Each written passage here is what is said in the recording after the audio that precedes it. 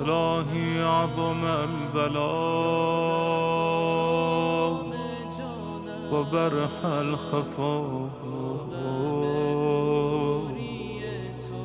وانكشف الغطاء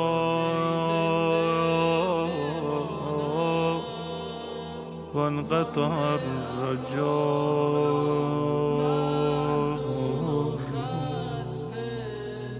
وضاقت الأرض ومنعت السماء وأنت المستعان وإليك المشتكى وعليك المعول في الشدة والرخاء.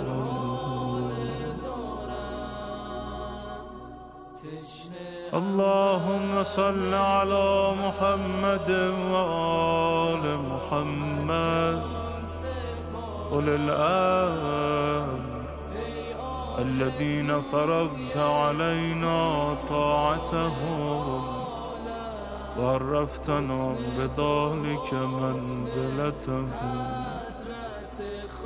ففرج عنا بحقهم فرجا عاجلا قريبا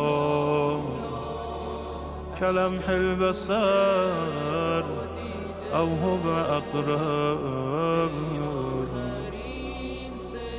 يا محمد يا علي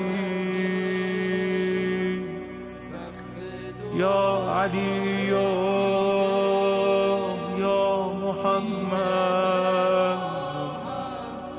اكفياني فإنكما كافيان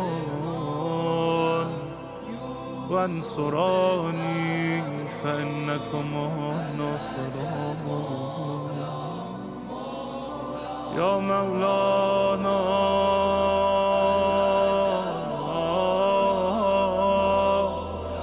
يا صاحب الزمان